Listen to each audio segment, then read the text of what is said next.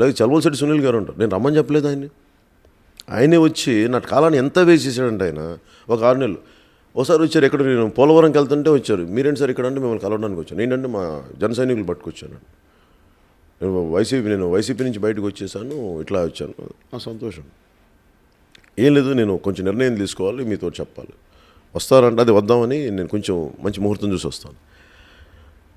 నేను తర్వాత నేనేంటి అక్కడ ఎవరిని నర్చర్ చేయలేకపోతున్నాను. ఈ వ్యక్తి అని అనుకుని జనరల్ బాడీ అడుగుతూ ఉంది నన్ను, మీరు ఎవరు అనుకుంటే మేమైతే వీళ్ళు ముగ్గురు అనుకుంటున్నాం అంటే, సో వాళ్ళ ఒపీనియన్ నా ఒపీనియన్ ఏకం కావాలని చూస్తూ ఉన్నాను. పెడితేనేమో ఈయన వస్తారంటే ఈయనైతే కొంచెం బాగానే ఉంటుంది, అంతకుముందు చేసిన ఆయన కదా, అనుభవం ఉన్న వ్యక్తి, దానివల్ల ఆగిపోవాల్సి వచ్చింది. ఇది అంటే నేను ఇందాక చెప్పినట్టు నా కాలాన్ని కొన్ని కోట్ల విలువ, దానికి ఎంత వెలకట్టలేదు, కాలం తిరిగి రాదు. ఒక 10 రూపాయలు పోతే 10 రూపాయలు తిరిగి సంపాదించగలం. కాలం క్షణాలు పోతే క్షణాలు ఎక్కడి నుంచి తిరిగి వస్తాయి. నాకు చలమలశెట్టి సునీల్ ఏమనిపించింది అంటే కాలహరుడు అనిపించింది. కాలాన్ని హరించేవాడు, నా విలువైన కాలాన్ని హరించినవాడు. మీకు చంద్రబాబు గారి మీద ప్రేమ ఉంటే వెళ్ళి చక్కగా వాళ్ళు పంచం చేయాలని ఎవడు కాదన్నాడు. నా దగ్గరికి రావడం దేనికి, నా కాలాన్ని వేస్ట్ చేయడం దేనికి, నేను రమ్మని చెప్పి అడిగానా? పోనీ వస్తే నేను ఎప్పుడో మీకు మర్యాద తగ్గించానా, గౌరవం తగ్గించానా, ఆదరణ తగ్గించానా?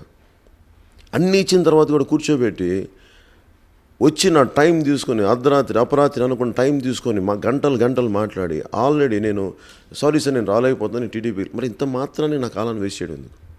నాకు ఇది ఆవేదన కలిగించింది. నన్ను పని చేసుకొని ఇవ్వకుండా మీరు రాకుండా ఇదేంటంటే ఇది టీడీపీలో భాగమా? మీరు టీడీపీ పన్నాగంలో మీరు కూడానా? చలమలశెట్టి సునీల్ స్థాయి వ్యక్తి కూడా టీడీపీ వేసే ఎత్తుగడలో భాగమా?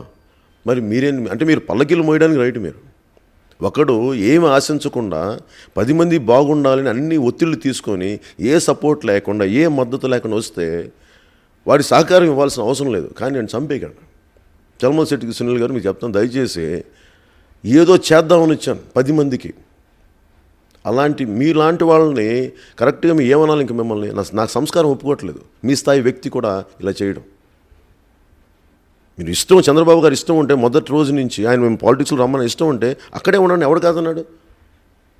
ద్వంద్వాల మధ్య బతకండి. నేను ద్వంద్వాల మధ్య బతికేవాడిని. ఏదో ఒక నిర్ణయం తీసుకుంటాను, అటా ఇటా ఉంటే ఉంటుంది, పోతే పోతుంది. అలాంటి నిర్ణయాలు తీసుకొని మధ్యలో అటు వెళ్ళాలి ఇటు వెళ్ళాలి అన్నాడు, మీరు మునుగుతారు, ఎదుటి ముంచేస్తారు. ఇప్పటికైనా నా సంతోషం ఏంటంటే మీరు తెలుగుదేశం మనిషి చంద్రబాబు గారికి చక్కగా భజన చేసేవాళ్ళు. సంతోషంగా భజన చేయండి జీవితకాలం. చక్కగా మీకు కావాలంటే 2 చిడతలు పంపిస్తాను. చంద్రబాబు గారి కాళ్ళ దగ్గర కూర్చోండి, అలా కొడతా ఉండండి, వారి పల్లకీలు మోయండి. ఆ తర్వాత అక్కడ కుదరకపోతే జగన్మోహన్ రెడ్డి గారి చుట్టూ చేరండి, అక్కడ చిడతలు కొట్టండి. అంతేగాని దయచేసి నాలాగా నిర్దిష్టమైన ఆలోచన విధానం ఉన్న వాటితోటి దయచేసి ఆటలు ఆడకండి. మీరు పల్లకీలు మోయడానికి రైట్, పల్లకీలు మోయండి. సంతోషం.